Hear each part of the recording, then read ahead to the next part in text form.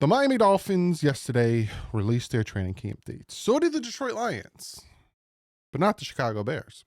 So I can kind of piece together what the full training camp experience for the Miami Dolphins will be. Also, a while back, June 9th, Warren Sharp came out with this long Twitter thread about Tua Tagovailoa, and we're going to go over it. So grab something to eat. If it's in the morning, drink your coffee. If you're driving, pay attention to the road, but listen up. I got some things to say.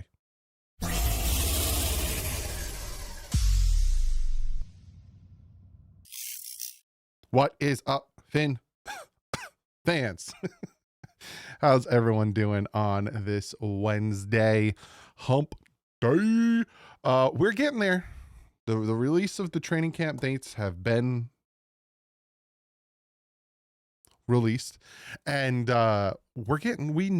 kind of know. I know when I'm going down. Do you know when you're going down? Are you going down the same time I'm going down?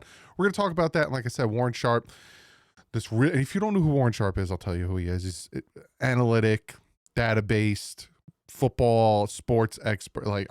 We'll go into that. But he had this long explanation about Tua, and I think it's very in-depth, and I want to talk about it. Now, what is the title of this video? Is it about the training camp dates, or is it about Tua? I don't know yet. Seriously, while I hit record, I was like, what am I going to make the title of this video? Because one of them is going to be the main title, and you're going to have your slash, and then the other thing I'm going to talk about, because I never clickbait. I will never clickbait. So we're going to start off with the Miami Dolphin training camp dates. So, fun fact, 2023, they had 10 training camp dates open to the fans. 2024, last year, they had 13 training camp dates open to the fans. This year, they have 11. So a little bit of an in-between. But you see here, 26th is the first day that is opened to the public. Just so you know, it's at 9 a.m. in the morning. Last year, I think it was at 10 a.m. because I went to one. You have this Saturday, you have 26th, and you get a little break. Then you have 28th, 29th, 30th, 31st. So you got 4 straight days. They are not. I'm dumb. Am I dumb?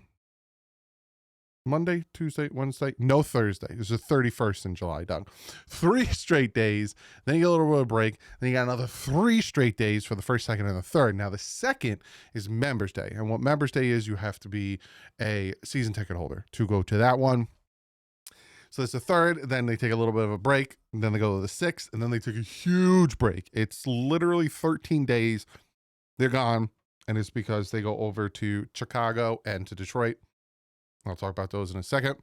Then they come back to town for the 19th, 20th, and the 21st when they have a joint practice with the Jacksonville Jaguars. I will be at the 20th and the 21st training camp dates. I'm going to 2 this year. I only went to 1 last year because I went to a game, but I'm not going to a game this year because, again, I'm having a child. So I'm going to 2 training camp dates of the 20th and the 21st. I will be leaving New Jersey the 19th at night. So Tuesday training camp's going to happen. I'm going to make my training camp video, and then I'm hopping on a plane. I'm getting the flip out of here so I can be down there for the 20th to 21st. So if you are going to any training camp dates, or if you want to go to any training camp dates and you're like, hey, I'd like to say what's up to you, I'll be at 2. The 20th and the 21st, and I'll be sitting up in the bleachers. So if you want to come say hi, please don't. I know a few people were hesitant to come say hi to me. Just come say hi. And I'll be there for a hot minute afterwards. So don't feel like you shouldn't. But the other thing is they will have joint practice with the Lions on the 13th and the 14th of August. So again, that is where that little break between the 6th and the 9th is they'll have those 2 joint practices with Detroit. Also, they play Chicago first game of the preseason, the 10th, a Sunday. So I'm assuming the 8th is the preseason, the joint practice with them, because again, they have their last one here the 6th. So I'm assuming they have their preseason, their training camp date here the 6th. They travel over, then they have probably a break on the 7th. Then the 8th, they have the joint practice. Then they take a few days, and then they have the game. I don't know why my brain wanted to shut off there. But then, right, you got the 10th. You don't have joint practice with Detroit until the 13th. That's 3 days. So I'm assuming they're going to have one practice, maybe the day before the joint practice with the Lions, and then have those 2 with the Lions. Then they have the game on the 16th. It's a lot of rigmarole.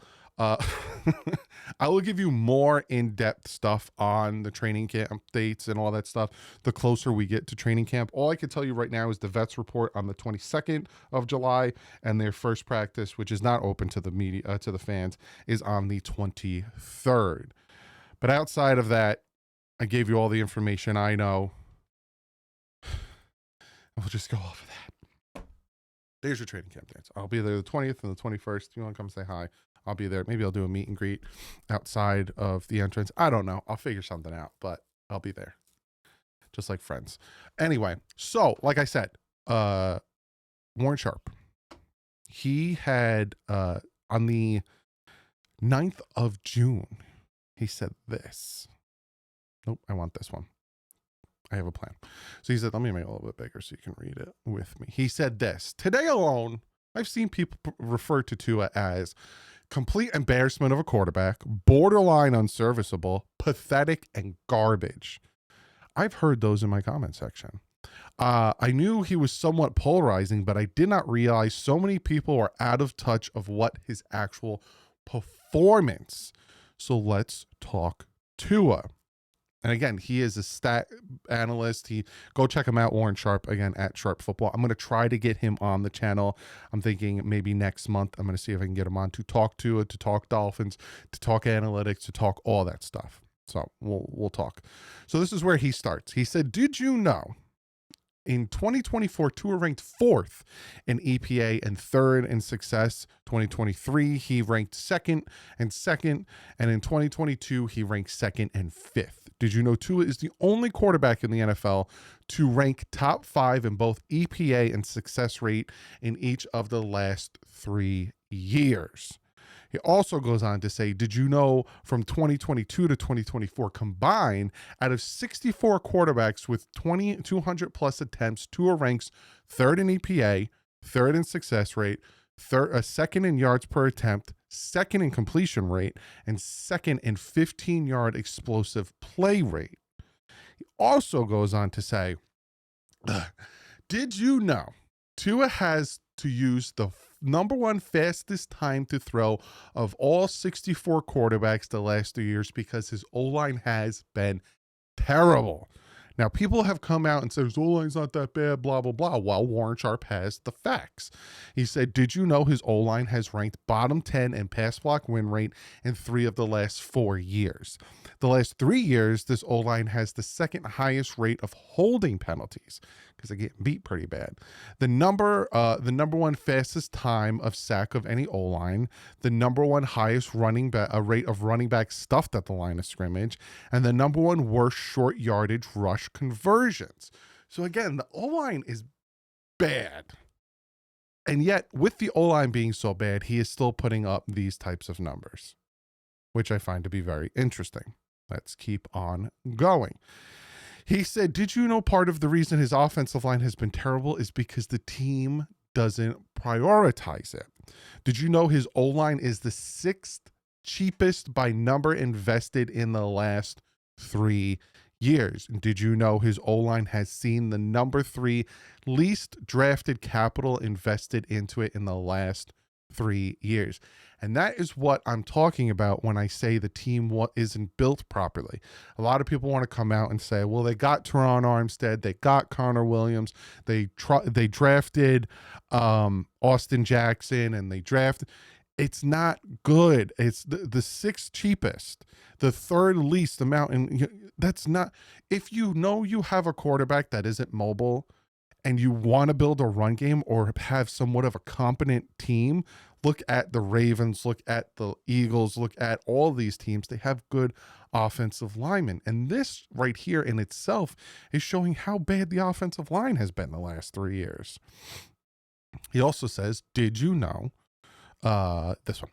Did you know, even with a super fast average release time, Tua has been deadly accurate downfield. On passes launched 15 plus air yards in the last 3 years, Tua's ranked number 1 in success rate, number 2 in completion rate, number 2 in EPA per attempt, and number 3 in yards per attempt out of 64 qualifying quarterbacks. So again, check down Tua. He doesn't do this, he doesn't do that, noodle arm, all that stuff. I agree he doesn't have a strong arm, but he's deadly accurate. And that somebody in the comment section asked me essentially my thoughts, and we'll get more into Tua when the season gets closer, because I do have my expectations of Tua in 2025. But he's a very accurate and precise quarterback. Like that's what he's good at. I'll tell you what he's not good at after I read this last one. Did you know that Tua led the Dolphins to a winning record in his stat in each of the 5 years? Did you know how many quarterbacks can say the same? Only 3. Patrick Mahomes, Josh Allen, and Lamar Jackson. Those 3 quarterbacks in Tua are the only quarterbacks in the NFL the last 5 years to lead their team to a winning record in their starts all 5 years. Now that one I'll take with a grain of whatever, because he can't stay healthy. So, you play 5 games, you win 3 out of the 2. It's either you got a winning record, but that doesn't mean much. Now, I know for a fact people who don't like Tua see me reading off all these stats and instantly think to themselves, well, he can't beat winning teams. And I knew that was coming. So I DM'd Warren Sharp. And I said, hey, Warren, absolutely love your Tua breakdown. You have no idea how much I get attacked for just saying anything positive about Tua, which is true. I could show you screenshots and replies and everything of people like calling me the worst types of things just because I say something positive about Tua. I said the one thing he gets is his record and stats versus teams above 500. I said, do you have any stats for most quarterbacks against winning teams? And he replies to me, because he's a beautiful human being. And again, like I said, I'm going to try to get him on here. He says the NFL average when playing teams at the end of the year with a winning record is 36% win rate. Since 2020, Tua has exactly 36% win rate, ranking him 26th out of 64 quarterbacks with 200 plus attempts since 2020. The best quarterbacks on the best teams, which is Mahomes, Lamar, Josh Allen, etc., are up to 60% win rate. So Tua's Dolphins are far from those quarterbacks. So again, he's not sitting here saying Tua's the best, yada, yada. But he's ahead of Stafford, Mayfield, Geno Smith, Kyler Murray, and Justin Herbert. Another comparison, he's a few percentage points below Joe Burrow at 40.5% win rate. Out of 64 quarterbacks when playing teams that end the year with a winning record, he ranks 22nd in success, 27th in EPA, and 28th in yards per attempt. So his play isn't great, and that's what he's showing. And I'm never disagreeing with that. If you say Tua doesn't step up to the plate, 100%. But what I like is that he shows that it's not just Tua, right? Some of the best quarterbacks play the best, or not the best, but play really well against good teams because that's where they are.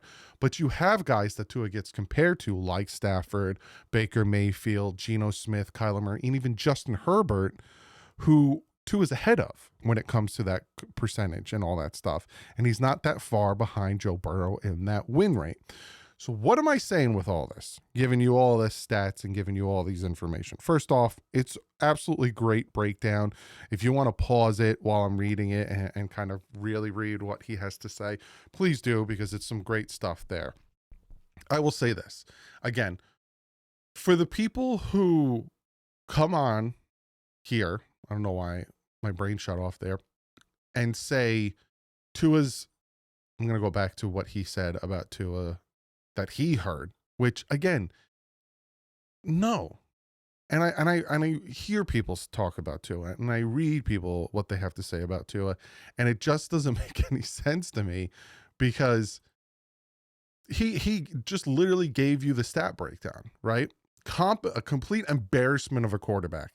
If you're a complete embarrassment of a quarterback, you wouldn't lead the league in so many different categories. You wouldn't have this team where they are in certain situations. Now, is he elite? No, he's far from elite. No. but he's not a complete embarrassment of a quarterback. Borderline unserviceable. Again, he wouldn't lead the league in passing yards. He wouldn't lead the league in completion percentage, and he wouldn't have 100+ passer rating for 3 back-to-back years, which is very hard to do. He's not pathetic, and he is most definitely not garbage, which I definitely see a lot of people say he's trash, he's garbage, he's the worst. I'd rank him like 28th out of all the quarterbacks, which I'm going to do a quarterback ranking, which obviously those people are over-exaggerating or just really have a deep hatred for Tua. And I get the frustration, right? Because for me, I wouldn't have given Tua the contract extension. I've talked about that in nauseum. I would have let him play on the 5th-year option because I was afraid he couldn't stay healthy. And at the end of the year, he kind of falls apart. And the game last year that really bothered me, and you know it because I did the film breakdown and I talked about it, was that Texans game. We could have won that Texans game if he didn't throw 3 interceptions. And that last interception on the first play, right? We're down by 8. Our defense forces them to punt. And the very first play, he throws a pick. It just killed me. Absolutely killed me. We talked about it on the Dolphin Collective. I even looked at the film. I was like, if he would have just led Tyreek a little bit, or just, it's the first down. You don't have to go for broke, go somewhere else. It would have been a different story. But that's what happens sometimes at that stretch. You'll get one bad game. Like, obviously, no quarterback's going to play 17 great games. But when it's needed to not be a bad game, it always seems like Tua has that hiccup, whereas everyone else doesn't. You know what I'm saying? And that's what bothers me. So I'm not going to sit here and tell you Tua's the best quarterback ever. Tua's going to be here. Tua's going to shut you all up. He's going to prove you wrong. Again, I will talk about my expectations of him later on in the season, in training camp. But to say he's garbage and he's the worst and this and that and, unserviceable, that's just not true. It's just not. And if you say those things after looking at his play, and obviously it's not great, but looking at his play and looking at his stat and looking at the games he's played and all that stuff, you're just being biased. Because I can sit here and tell you the good and the bad.